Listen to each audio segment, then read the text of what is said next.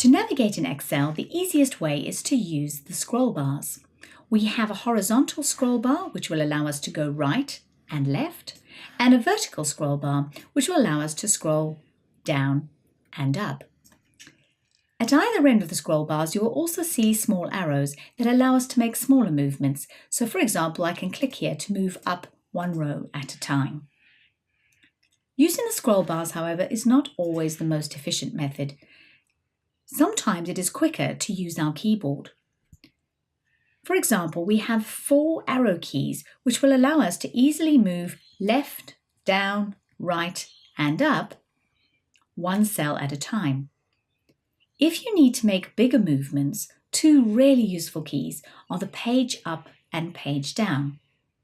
What they do is take us down 1 screen's worth at a time. So you can see at the moment I'm on row 562 at the bottom here. If I press my page down, you can now see 563 at the top, and if I press page up, I'm back to where I was before. One super useful shortcut is the Ctrl Home button. Press it, see what happens. Ctrl Home takes you back to the beginning of your spreadsheet, and in a very large spreadsheet, that can save you a lot of time.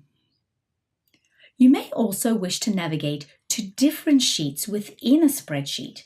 If you have a look at the bottom here, you'll see I actually have 3 worksheet tabs, and each of these is a different sheet. To move between these, simply click on the appropriate worksheet tab. And I'm going to move to Sales 2016 now to look at selecting data. To select a single cell, simply click on that cell, and it's a single click, not a double click. This cell then becomes the active cell, and you can recognize it because it's got a solid border around the edge. If you wish to select more than one cell, click on the first cell in your selection, hold your mouse down, and drag to the last cell.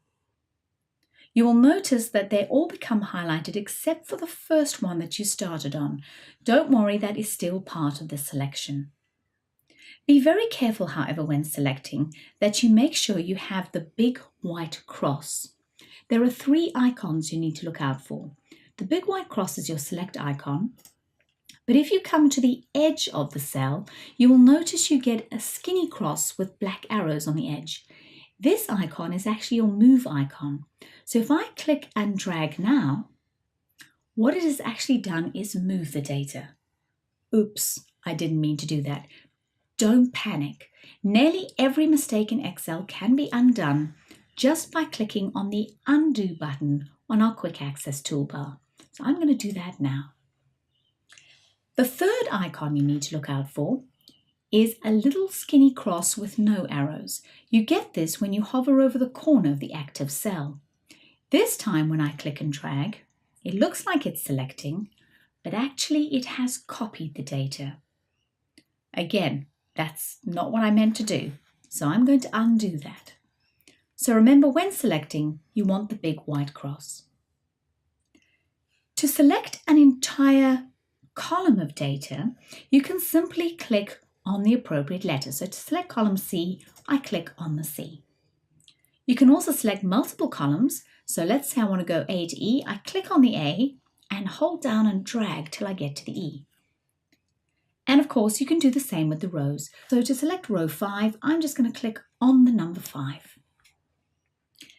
Between the row numbers and the column letters is a funny little corner. And if you click on that, you select your whole spreadsheet.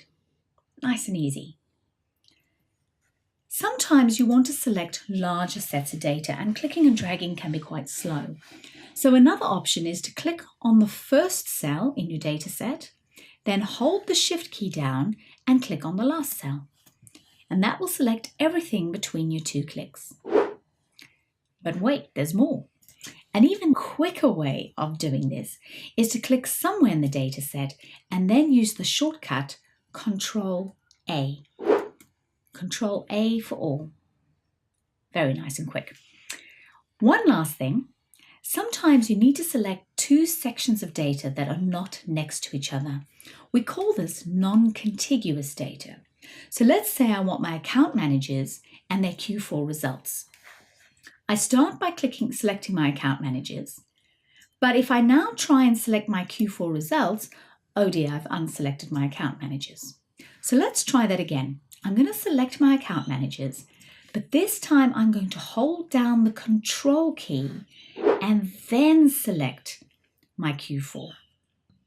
Excellent. Now it's your chance to give it a go.